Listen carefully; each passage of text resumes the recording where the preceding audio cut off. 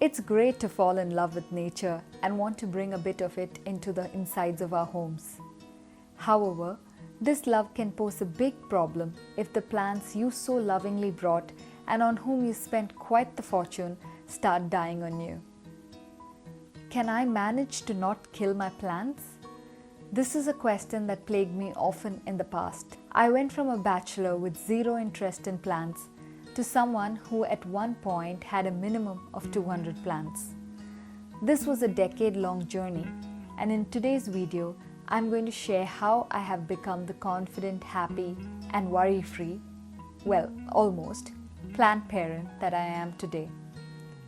So, how do I not kill my houseplants?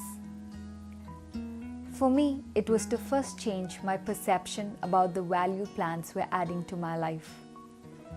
In the initial days, I perceived plants purely as one more home decor element. I just wanted the greenery to make my home look more beautiful. But with this mindset came the subconscious belief that these plants would last forever and just keep making my home look good. So, what has changed now, you wonder? Well, for starters, I now think of plants like I would think of pets. They are alive, they grow, they fall ill, get better, or sometimes unfortunately perish. And this could be because of my mistakes or just because it was going to happen that way. Plants like us are going to have good days and bad.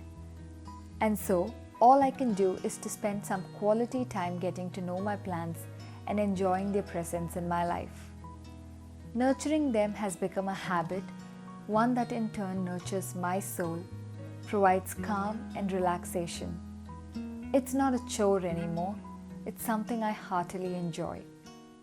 In many ways, the nursery journey is the foundation step to getting not just healthy plants, but also the right plants.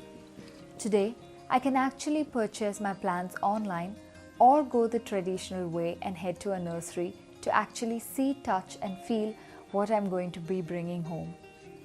And truth is, in the initial days, I just went to the nursery as if I were heading to an amusement park.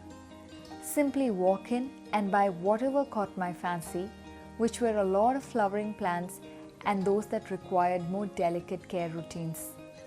But now, I actually talk to the people at the nursery, tell them my needs, the light I get, and ask them what plants are suitable for me and my home. Then I check to see if the plant I'm picking up is at optimal health. I check for any bug infestations and the roots for root rot. I also ask about watering requirements. This way, I bring home life that can thrive and not necessarily just survive. It's amazing the number of videos and content out there that talks about plants that can survive in zero or extremely low light conditions. However, to be blunt, most plants usually need some form of light. The intensity can of course vary, but they all need light. I always manage to give my plants plenty of light. In fact, in the early days, I even put out my peace lilies in harsh sunlight, resulting in several burned leaves. But now, I've come to understand that different plants need varying levels of light, and hence different parts of my home can actually house different plants. At optimal light conditions, plants not only stay alive, but continually produce new foliage and flowers. Figuring this out for me was a combination of checking online, the light requirements of each specific plant I bought, besides checking at the nursery, and then moving them around in my home until I noticed them doing well and growing. To underwater or overwater, or water just right? Truth is, I've gone overboard with both sides of the spectrum. I've overwatered my plants and also underwatered my plants, and in both cases, I've successfully managed to kill them. Like light, each plant has its own watering requirements, and this is something to ask at the nursery as well. In my experience, drought-tolerant plants have come home only to shrivel because they've been accustomed to a more frequent watering schedule at the nursery. I also do research online for each type of plant and write out individual watering requirements on a post-it note on my plant. This ensures I get it right in the initial days and soon it becomes part of the plant care routine memory. Also, I've learned that when I water, I should do so thoroughly until I see water seeping out at the bottom. This, of course, only applies if the plant is potted in a container with drainage holes, which leads us to the next rule. Always pot plants in containers with drainage holes. This simple rule has helped me save so many plants as I learned how to care for them. They also help me brave extreme seasons of rains. If the water drainage is good, it can give you the confidence to water thoroughly without having to worry about root rot, which is a silent killer. There are several kinds of containers. Usually nursery pots are plastic, which while not great looking do come with drainage holes. But plastic pots also usually mean moisture is retained for longer. There are cost-effective options such as terracotta or clay pots with drainage holes. These are very good at absorbing excess water as they are porous, but this also means a more regular watering schedule.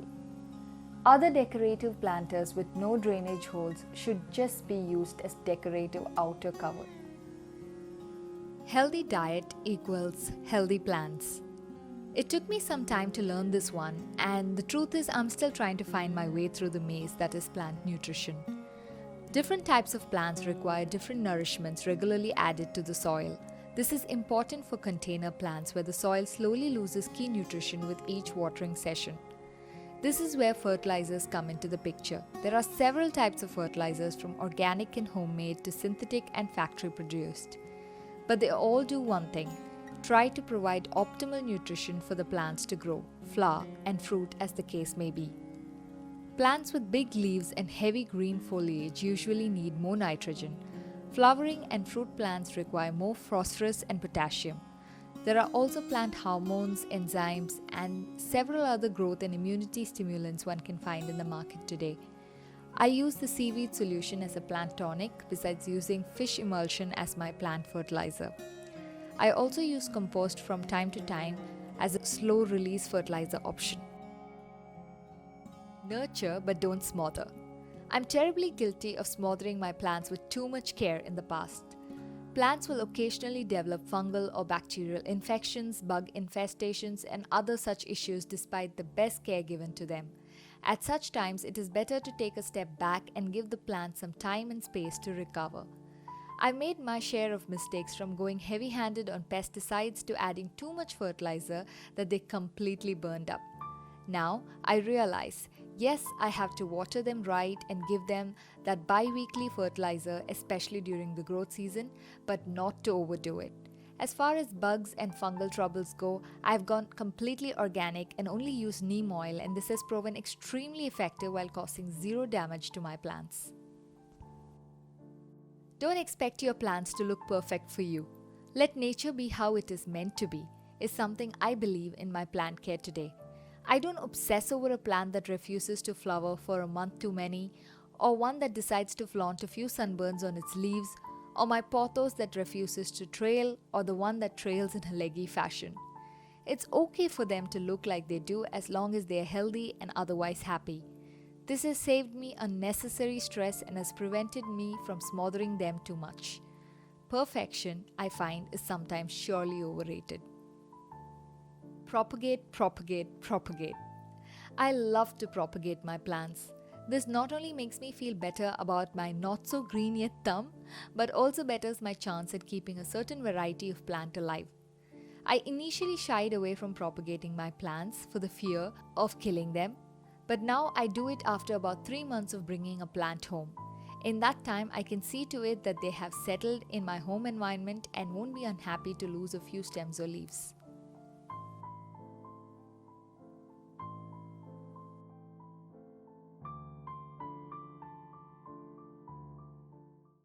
You have to kill a few to raise several healthy plants.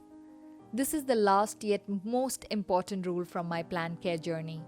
Yes, I have had my share of plant murders. I'm not proud of my mistakes, but it provided me with knowledge I won't ever forget. I learned the hard way.